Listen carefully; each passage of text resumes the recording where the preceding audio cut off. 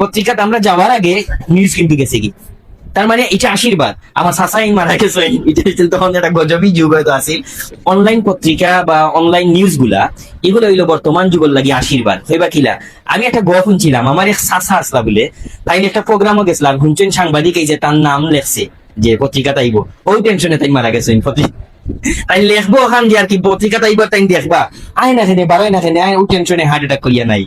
এখন একটু আগে তার নামটা সাংবাদিকে নিশ্চয় যে উপস্থিত ছিলেন করমালি ইকানা ইটাই যে সাসা শেষ। যাই হোক, এখন তথ্য প্রযুক্তির যুগ। তথ্য প্রযুক্তি যারে সারা পৃথিবী তথ্য প্রযুক্তি যারে কাজে লাগানি হয়, রাজনৈতিক ভাবে, অর্থনৈতিক ভাবে, সাংস্কৃতিক, শিক্ষা প্রত্যেকটা ক্ষেত্রে তথ্য প্রযুক্তির কাজে লাগানি হয়। যেমন এখন যে পৃথিবীর ক্ষেত্রে যত শিক্ষক আছে তার যত লজিক আমরা দেখি, এটা দেখি তথ্য প্রযুক্তির মাঝে। যত কবি সাহিত্যিক আজকে আমরা দেখি পৃথিবীর বড় শিল্পী গান গাইরা, এই শিল্পীর শুধু গান দেখি না, ব্যক্তি জীবনে কিলা তাও আমরা অনলাইনে দেখি।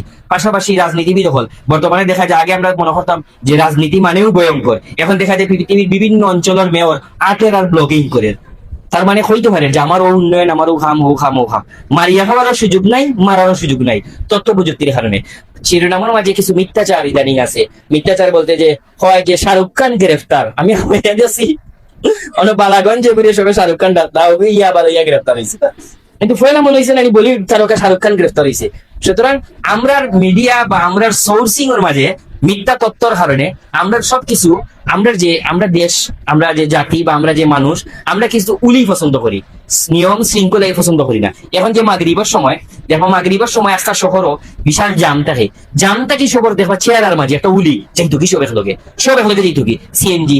আমার কাছে মাঝে মাঝে সিএনজির অবস্থা দেখিয়া মনে হয় একটা যদি কোনো পানির বানুন ছুটে এরা নিয়ে খারাপ দেখতে আন্তরা জেনে ফাঁক ফাঁকানো গিয়ে আমায় যায়। মানে এই যে একটা পরিবর্তন আইতে হবে, এটা লইয়াও সাংবাদিক হলো ভূমিকা দরকার, আমরা সচেতনতা দরকার যে আমরা জাতিগত ভাবে আমরা টেনশন বেশি, আমরা হুট করে খাই দিতাম চাই। পরিবর্তন করতে হইলে আমরা মনে হয় যে আমরা আরো সমৃদ্ধ হইতে হইলে আমরা চিন্তাশীল উলি কমাইতে হইব।